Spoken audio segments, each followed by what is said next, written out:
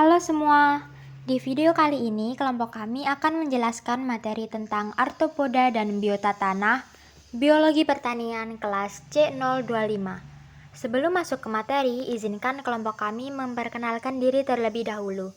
Yang pertama ada Hilda Pramitasari, NPM akhir 082. Yang kedua ada Farah Aneira, NPM akhir 112. Yang ketiga ada Sema Aisyah, NPM akhir 114. Dan yang terakhir Sofia Dwianti, NPM akhir 117. Protozoa. Protozoa merupakan mikroorganisme eukariotik uniseluler yang bergerak melalui aliran protoplasma, amoeba, flagella, flagellata, atau cilia ciliates. Sebagian besar spesies ini memakan bakteri, jamur, atau partikel detrital. Peranan protozoa mengatur jumlah bakteri di alam, karena protozoa adalah predator bakteri. Foraminifera, kerangka kosong mengendap di dasar laut dan membentuk tanah Globigerina, yang berguna sebagai pedoman untuk keberadaan minyak bumi. Rotifera. Rotifera merupakan filum yang menarik, karena bentuk tubuhnya sangat menyerupai larva trokofor. Larva trokofor adalah salah satu fase dari daur hidup moluska dan Annelida, yakni dua filum yang akan disampaikan kemudian.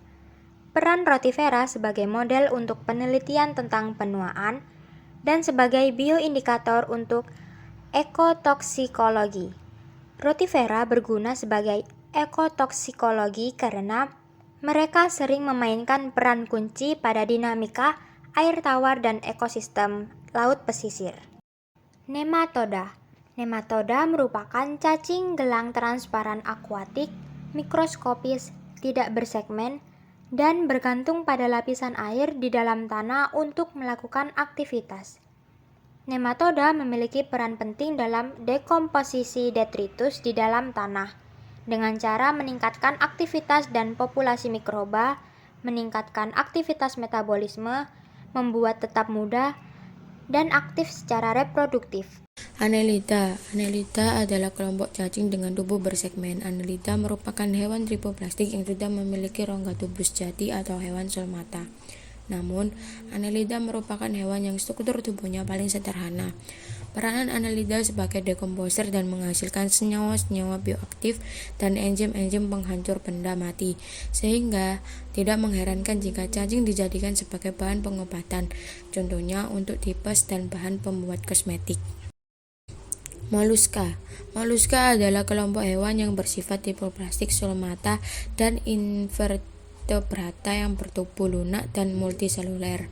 Peranan moluska sebagai sumber protein, bahan pakan ternak, bahan industri, dan perhiasan bahan pupuk serta untuk obat-obatan. Beberapa jenis gastropoda yang hidup di pantai telah dipendaharakan oleh Islami dan Hasan pada 2020. Kemudian arthropoda. Arthropoda merupakan hewan yang mempunyai kaki berruas-ruas yang dimana termasuk dalam komponen biologi yang memiliki peran penting dalam agroekosistem. Peranan arthropoda sebagai hama, predator, parasitoid, penyebut atau polinator, vektor penyakit tanaman, dan dekomposer, yang dimana predator dan parasitoid berperan dalam pengendalian hama dengan cara memangsa dan memparasit telur atau larva serangga hama. Keberadaan predator dan parasitoid dipengaruhi oleh adanya keberadaan hama, inang alternatif, kemudian juga penggunaan pestisida. Siklus hidup protozoa. Fase proliferasi atau seperti trofozoid akan dipasangkan dengan kista istirahat dalam siklus hidup beberapa protozoa.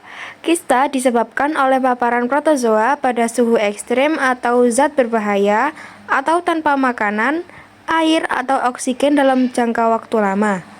Sel protozoa bertanggung jawab atas semua proses yang diperlukan untuk mempertahankan dan mereproduksi kehidupan, termasuk nutrisi, pertumbuhan, reproduksi, ekskresi, dan pergerakan. Siklus hidup rotifera. Dalam keadaan normal, rotifera berkembang baik secara partenogenesis atau bertelur tanpa kawin. Induk betina yang menghasilkan telur tanpa kawin disebut betina amictic. Rotifera betina amictic menghasilkan telur yang akan berkembang menjadi betina amictic pula. Namun dalam keadaan yang tidak normal, misalnya terjadi perubahan salinitas, suhu air, dan kualitas pakan, maka rotifera betina amictic tadi telurnya akan menetas menjadi betina mictic. Betina mictic ini kemudian akan menghasilkan telur yang akan berkembang menjadi hewan jantan. Bila rotifera jantan dan betina mictic kawin, maka betina mictic akan menghasilkan telur kista atau telur dorman yang tahan terhadap kondisi perairan yang sangat jelek dan kekeringan. Telur kista ini akan menetas menjadi betina amictic bila keadaan perairan normal kembali. Siklus hidup nematoda. Selama siklus hidupnya, hanya larva 3 nematoda entomopatogen yang berada di luar inang dan hidup bebas di dalam tanah. Larva nematoda terbawa ke dalam usus.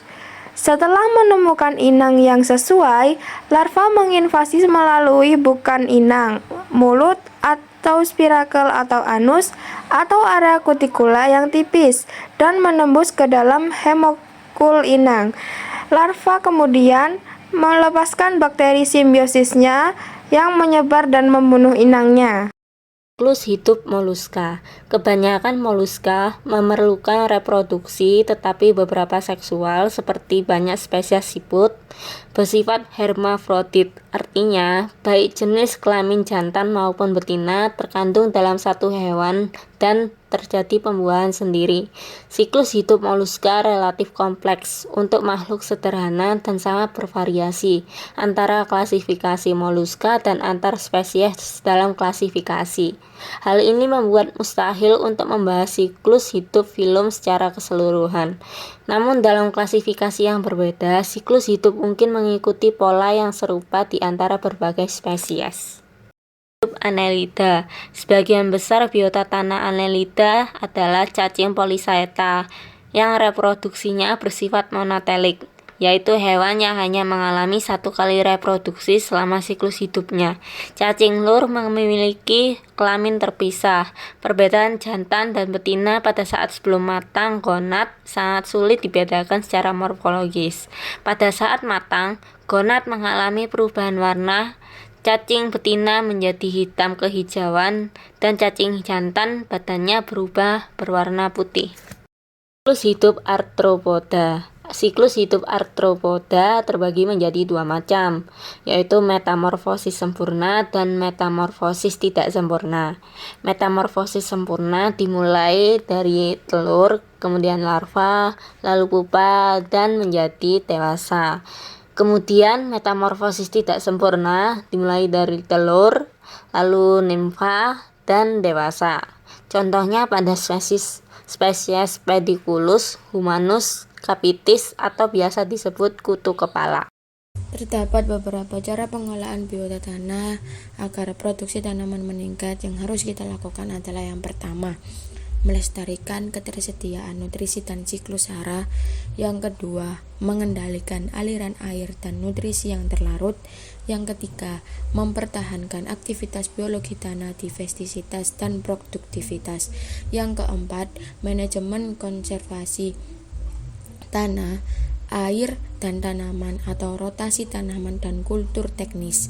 Yang kelima, mempertahankan kandungan, pasokan bahan organik, dan menghilangkan bahan polutan dalam tanah atau detoksifikasi. Dan yang keenam, yang terakhir adalah mempersiapkan sumber daya yang terampil. Terima kasih.